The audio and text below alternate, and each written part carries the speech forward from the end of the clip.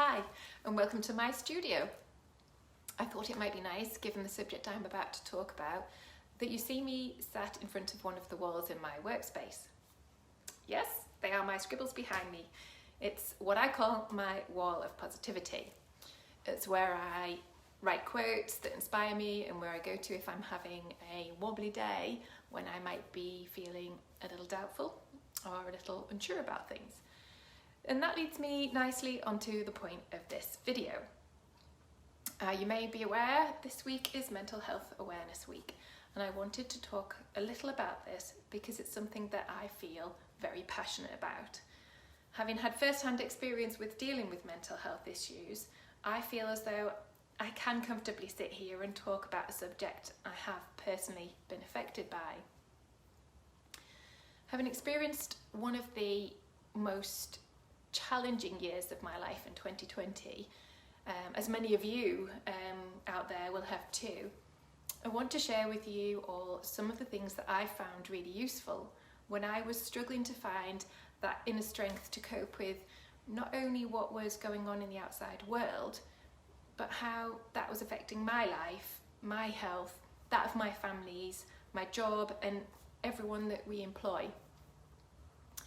So I found myself in this position of feeling massive stress, anxiety, and general uncertainty. And I knew I needed to pull myself out of this somehow, but just didn't know where to start. The answer to that was to just start, but start tiny. So I wrote a list of everything I needed to do to get my life back on track, and I broke everything down into the tiniest of tasks. Because when you feel overwhelmed by what lies in front of you, often you end up running in the opposite direction and burying your head in the sand. But that doesn't make the problem go away, does it? It's still there. I remember someone once said to me, the wave is coming, whether you want it to or not. You've just got to learn to surf.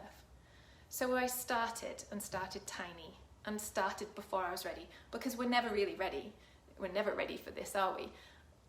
But you need to break the tasks down into one small task, tiny, one per hour, one per day, whatever works, and celebrate. Celebrate when you do those tasks. Give yourself a high five, give yourself a fist bump, whatever you need to do, because every little win is progress.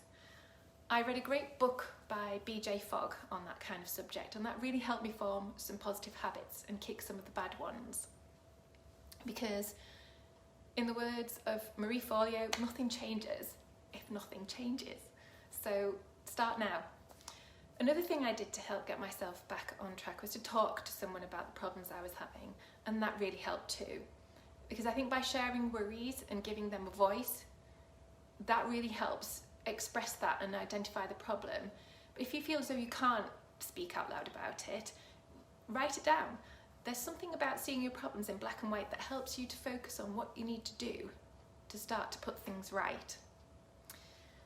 Another thing I do to look after my mental health is exercise. I never, ever, literally ever thought that I would hear myself say those words, because I've been exercise shy for 15 years until the latter part of last year. And I only ever exercised if I was guilted into it. By hearing about what my friends and family had been doing, or else seeing what they'd been up to on Facebook. And I knew every excuse in the book. But like I said before, start tiny. And I did just that. I started with 5 minutes, then 10, then 15.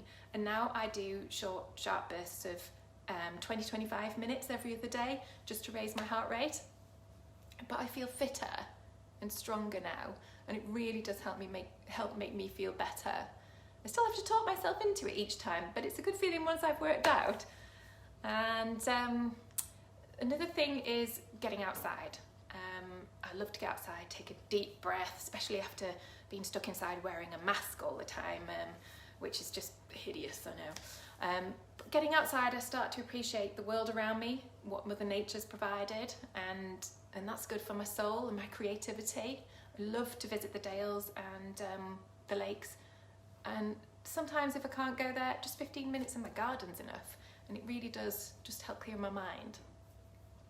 Finally, I find it really useful to read positive books and motivational podcasts. I keep I like them because it keeps my mind on positivity and growth, and stops me dwelling on the negative. And I particularly like to listen to those while I'm painting. I find painting's very therapeutic, but I can often find my mind drifting as I'm painting. So when I listen to a podcast, it stops me thinking about all those other things that I should be getting on with in the business or doing or thinking about. And music was always my default, but lately I've kind of converted to podcasts, and I love listening to these crazy people out there that keep you motivated. So that's it. That's how I look after my mental health. I really do hope that by talking about this, even if I've helped just one person, I've done something positive today. So take care, everyone, and stay safe. Thanks for listening.